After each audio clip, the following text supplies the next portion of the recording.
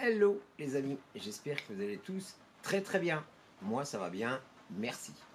Alors aujourd'hui, on ne peut pas le voir tout à fait, mais on s'en doute un peu, à voir un petit peu la bébête.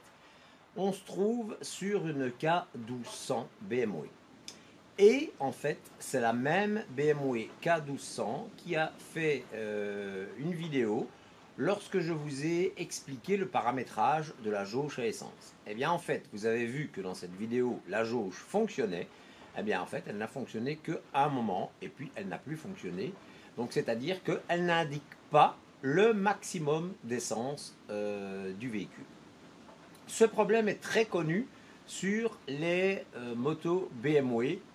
Je vais dire ancien modèle, donc 2005, 2006. Donc ça, c'est plus ou moins connu.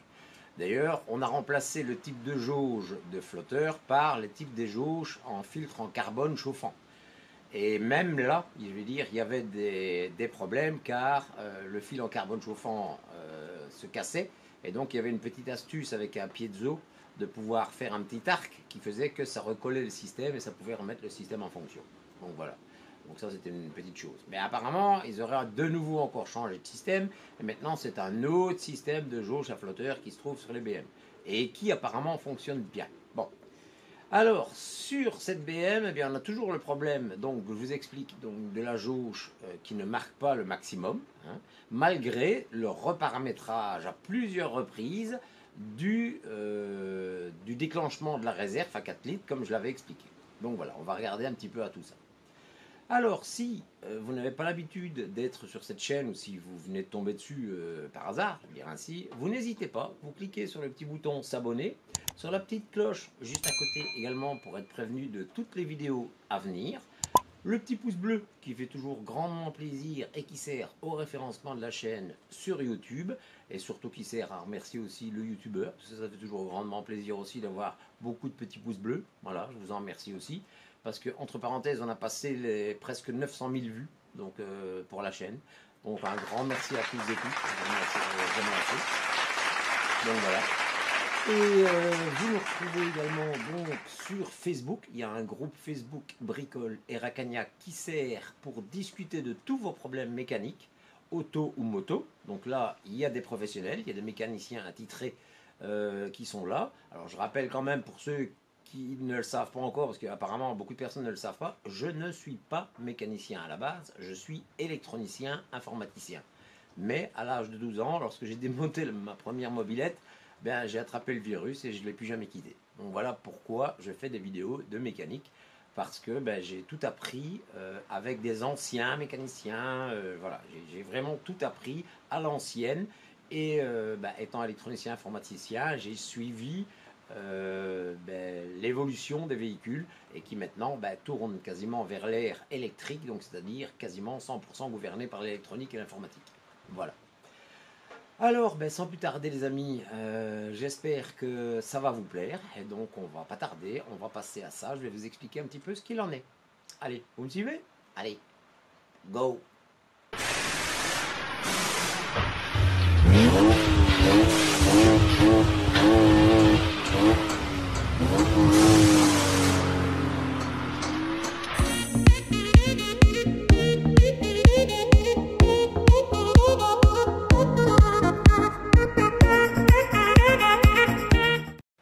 Alors, donc voilà, comme j'avais dit, donc BMK 1200, hein, et alors ici, vous pouvez voir, il y a la jauge, en fait, qui est démontée et qui est remontée à l'envers.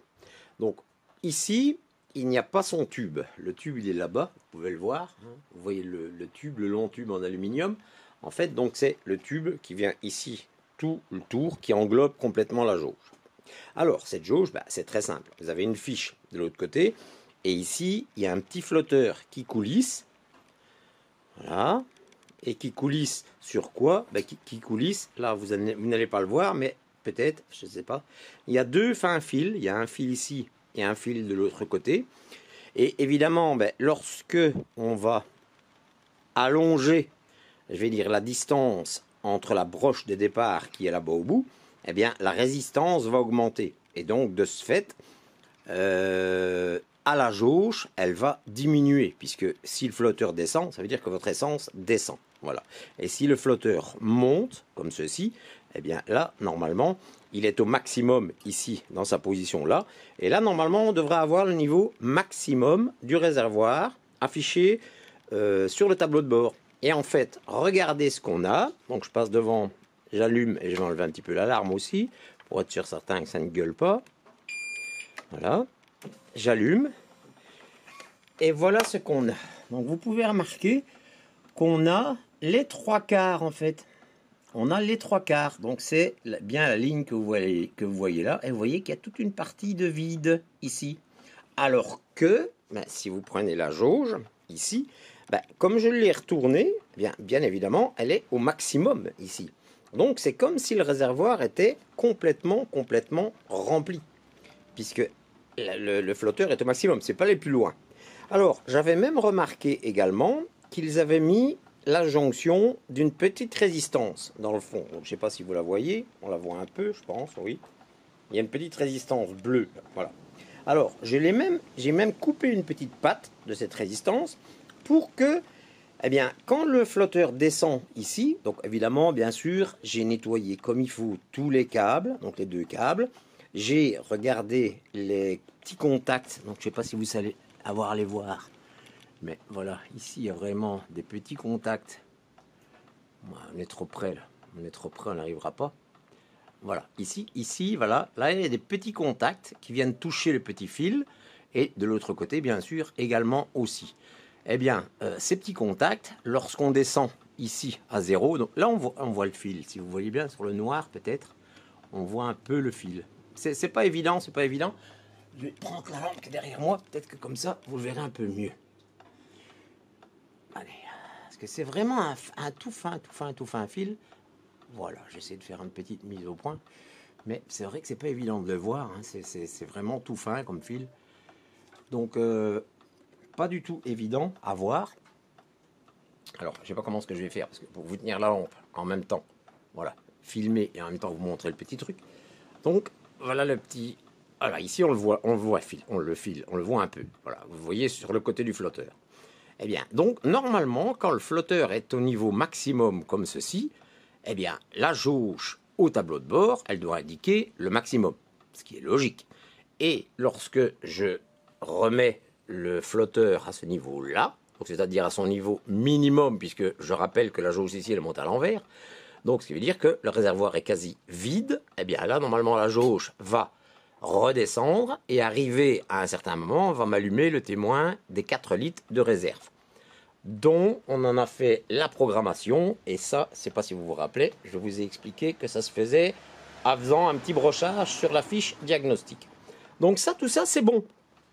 Parce que en fait, lorsque on roule avec le véhicule et qu'il atteint ce fameux niveau des 3 quarts que vous voyez, je vais vous le remontrer, voilà, que vous voyez là, pour l'instant, eh bien après, lorsqu'on continue à descendre, alors je vous ai mis bien ainsi, vous voyez, BC 244 km.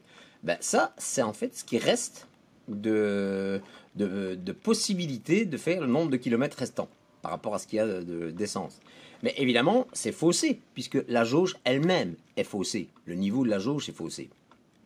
Alors, j'ai demandé chez BMW. BMW ne veut plus prendre ces véhicules en réparation en France.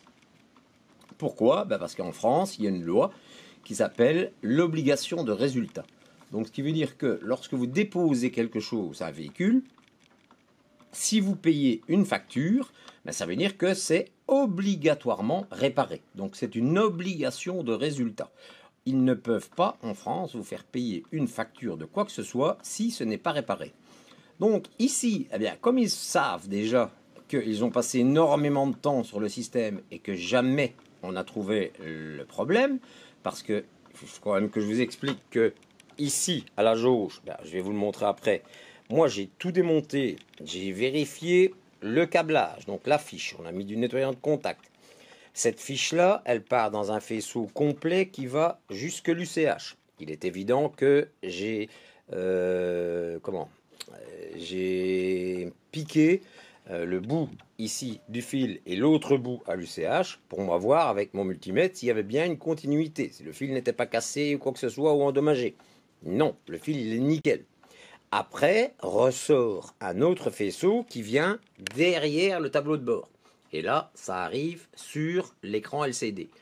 Alors, il y a une possibilité, enfin il y a plusieurs possibilités. C'est soit l'UCH qui ne renvoie plus les bonnes données, malgré qu'il les reçoit, ou c'est soit l'écran LCD qui a des problèmes et qui ne va pas plus haut. Alors, ce que je vais essayer de faire, c'est de pouvoir accéder à cet écran et de mesurer la tension que l'écran LCD reçoit lorsqu'il est dans cet état. Et voir peut-être avec une alimentation stabilisée externe, de voir si j'augmente d'un demi-volt, si le signal LCD sur le côté, s'il va monter. Donc là, ce qui voudrait dire que la jauge visuelle de l'écran LCD est tout à fait valable et correcte. Elle n'est pas en panne, puisqu'elle fonctionne. Si je fais varier la tension et qu'elle monte, ça veut dire que ça fonctionne. Mais c'est la tension qui n'arrive pas à ces bornes. Et le pourquoi, eh bien là, on est encore dans l'UCH. Donc voilà, le gros souci, c'est que BM ne voulant plus rien faire, eh bien on n'a pas trop le choix. Donc il faut se débrouiller par soi-même. Donc on va essayer un petit peu de trouver une solution. Mais je vous assure que j'ai déjà cherché, retourné un petit peu le problème dans tous les sens, cherché de la documentation technique, puisque j'ai la documentation technique complète de cette moto.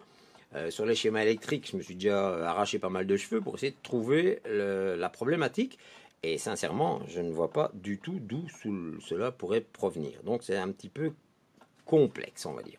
Mais bon, on va regarder, je vais regarder pour essayer de démonter assez succinctement le tableau de bord pour pouvoir y avoir accès et voir un peu la tension qu'il y a là derrière. Et après, on se retrouve, on regarde un petit peu plus loin. Allez, à tout de suite. Alors, les amis, un petit explicatif pour vous expliquer le fonctionnement de la bébête ici. Donc, la jauge qui coulisse.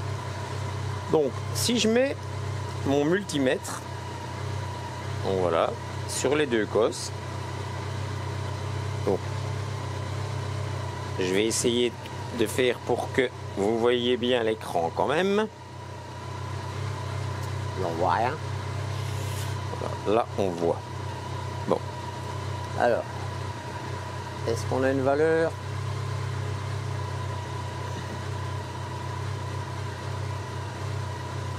Non, il ne touche pas comme il faut. Attendez, parce que c'est pas évident.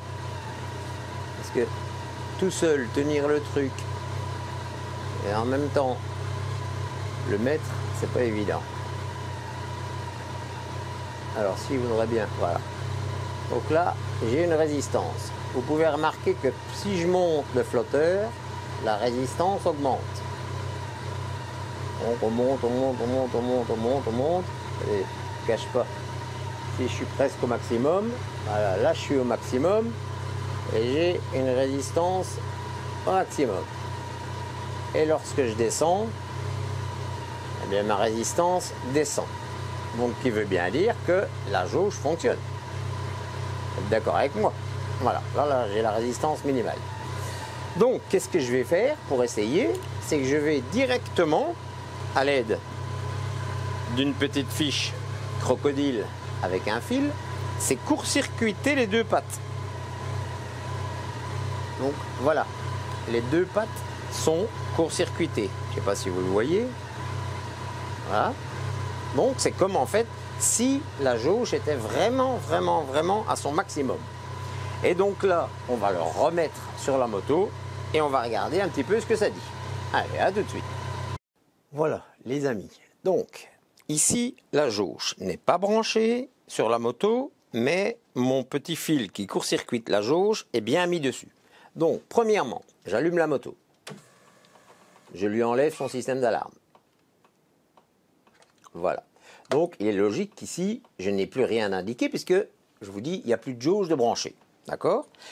La jauge, donc comme je vous l'ai montré, je vous la remontre, voilà, elle est branchée en court-circuit avec mes deux fiches crocodiles.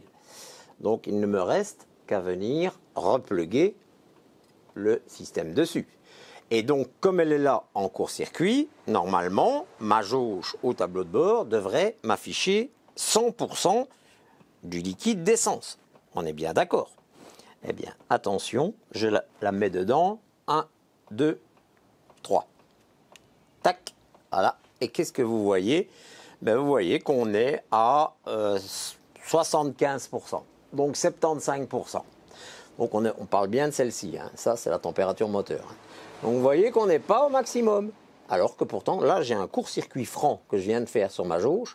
Donc normalement, c'est comme si le réservoir, ben, il en avait à ras de la gueule, je veux dire, comme ça pour être un peu vulgaire. Donc il en avait vraiment rempli. Et là, ma jauge, elle ne veut pas monter plus haut. Donc c'est quand même bizarre parce que toutes les connexions ont été nettoyées comme il faut, du nettoyant de contact et tout, testé, les câbles ont été testés, tout a été testé et tout est OK. Donc on va aller un petit peu plus loin et voir du côté de l'UCH et voir si c'est pas de ce côté-là. Allez, à tout de suite. Alors les amis, un petit test quand même pour être sûr et certain que ce soit bien la jauge qui soit hors de cause. Donc ici, je n'utilise plus du tout la jauge. Vous voyez bien qu'en plus le témoin s'allume, puisque là, il considère qu'il n'y a plus d'essence du tout. Alors, je vous certifie, la jauge n'est plus là. Et regardez la preuve, il n'y a plus rien du tout d'ailleurs de branché dessus. Donc la jauge, elle est nulle part. Elle est sur le siège arrière. Je vais utiliser uniquement mes pinces crocodile que voici pour faire un court-circuit franc directement à la fiche qui vient se plugger sur la jauge. Donc, c'est comme si la jauge était au maximum, puisque là, on met un court-circuit franc, donc là, on est au maxi. Donc là, on ne s'occupe même plus de la jauge. Je vais directement sur le câblage. Donc, je prends ma petite pince croco. Attention, je m'y mets 1, 2, 3. Et qu'est-ce que vous voyez? Pareil. Voilà. On est à 75%, donc 75% de la jauge au tableau de bord. Donc c'est-à-dire que même avec un court-circuit franc directement sur le système électrique, donc à la fiche même, eh bien on n'atteint pas les 100%. Alors d'où le problème peut-il provenir? Franchement, j'en sais rien. Mais rien. J'ai vraiment tout essayé. J'ai démonté la fiche de l'UCH, je l'ai tout nettoyé complètement avec du nettoyant de contact, je l'ai replugué. Je vous ai pas, comment je vais dire, filmé ça parce que bon, défaire une fiche, mettre du nettoyant de contact et leur clipser, le dernier des gamins à 4 ans, il sait le faire. Hein. Donc bon, je vois pas pourquoi l'utilité d'aller filmer ça. Donc j'ai fait ça. Je n'ai pas démonté le tableau de bord complètement parce que c'est assez scabreux, je vais dire, pour tout démonter. Et comme le véhicule est quand même assez ancien, parce que je pense que c'est 2006, quelque chose comme ça, j'ai pas envie d'aller casser des plastiques ou quoi, parce qu'il y a certains petits clips, c'est tout. Donc, je vais pas trop m'aventurer à aller casser certaines pièces. Donc voilà. Alors, il faut savoir également aussi que normalement, il y a dans le petit capuchon de la fiche Diag, il y a une petite résistance. Cette petite résistance, elle sert normalement pour faire le calcul complet aussi pour votre réserve de jauge. Donc ça fait partie du système électrique, du câblage de... regardez ici, je suis enlevé depuis un bon moment en plus. Hein. Donc regardez, et ça me marque quand même tout... Ah, voilà, il m'a entendu en fait. Et ça me marquait toujours 3/4. Donc ici, bon, voilà, il est parti, ben, évidemment, parce qu'il n'y a plus rien au bout de la fiche. Mais, donc je parlais du petit capuchon, que je vais enlever et que je vais vous montrer. Voilà. Donc le petit capuchon qui se trouve sur la fiche diagnose. Eh bien, dans ce petit capuchon, si vous essayez de le déclipser, qu'on arrive facilement avec des petits ergots, vous voyez, il n'y a que 2 plugs ici. Hein. Eh bien, au milieu de ces 2 plugs, il y a une toute petite résistance, que l'on voit d'ailleurs dans le petit voyant ici au bout. Je l'ai mesurée, elle est tout à fait bonne. Eh bien, elle, la petite résistance, elle sert à calibrer la réserve lorsque vous faites le système de calibrage de jauge avec vos 4 litres d'essence. Donc ça, je rappelle pour ceux qui auraient raté la vidéo précédente, pour faire un calibrage de jauge, ben c'est simple. Vous mettez uniquement, donc vous videz complètement votre réservoir, complètement, à l'aide d'une petite pompe, vous savez les pompes pour les petits feux au pétrole, c'est largement suffisant. Voilà, petite pompe à main, là. Vous enlevez ça, il y en a pour 5 minutes pour vidanger complètement votre réservoir. Vous lui remettez 4 litres. Donc vous prenez les petits trucs que l'on verse pour les cuisines, pour les doseurs, vous mettez 4 litres uniquement d'essence dans votre réservoir. votre jauge, elle est bien placée, elle est bien raccordée. À partir de là, vous venez faire toucher le plug 3 et 4 de votre jauge. De tête, je pense que c'est un noir, brun et un brun. Donc c'est le plug 3, 4, vous les chantez avec un petit bout de fil. Voilà. Vous allumez votre moto et vous attendez que le témoin réserve clignote rapidement. Lorsqu'il clignote rapidement, vous éteignez tout, vous retirez votre shunt, vous remettez votre petit bouchon et là votre jauge est calibrée pour la réserve des 4 litres. Donc là, il n'y a plus de problème. Voilà, ça c'est le système du calibrage. En dehors, bien sûr, si vous avez la valise, vous savez le faire avec la valise. Mais bon, ça, c'est pour ceux qui n'ont pas la valise et qui n'ont pas les moyens de l'acheter, parce que chez BM, vous savez comme moi que c'est pas donné. Donc voilà, c'est une petite astuce.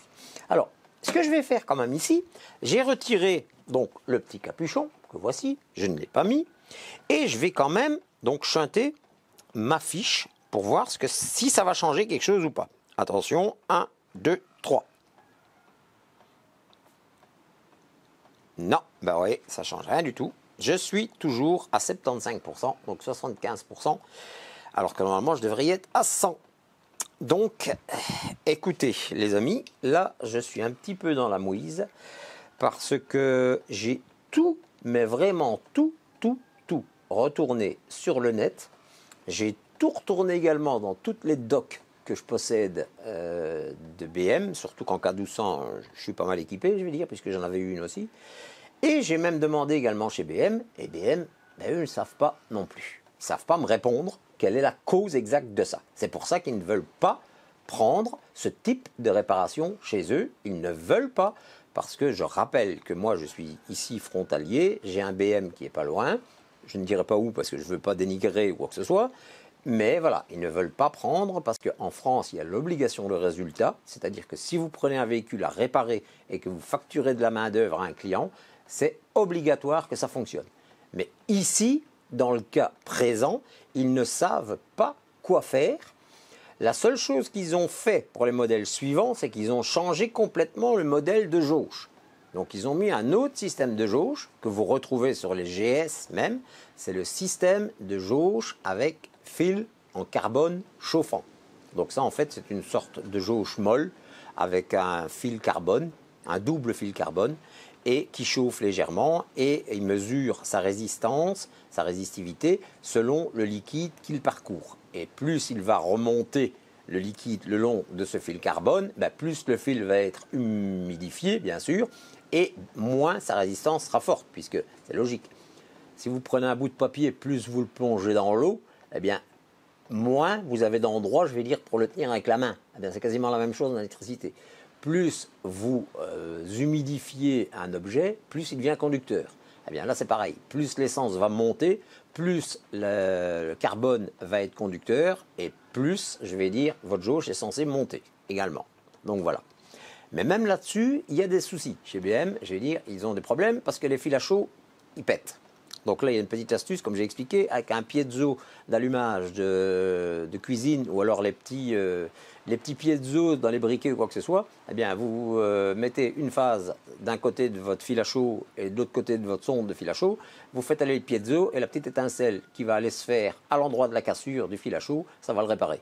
C'est normalement à 95% de chance. Donc 95% de chance que ça fonctionne parce que on n'a pas trop le choix de faire ça, ou alors il faut remplacer complètement la jauge, et là, ça douille encore une fois.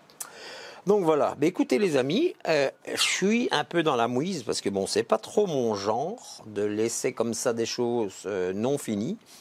Donc ici, je vais essayer de creuser mes méninges et d'essayer encore d'avoir le plus possible d'informations, mais moi, pour l'instant, ici, là, au moment où je vous cause, je ne sais plus quoi faire. Alors, maintenant, je compte sur vous aussi, mes abonnés.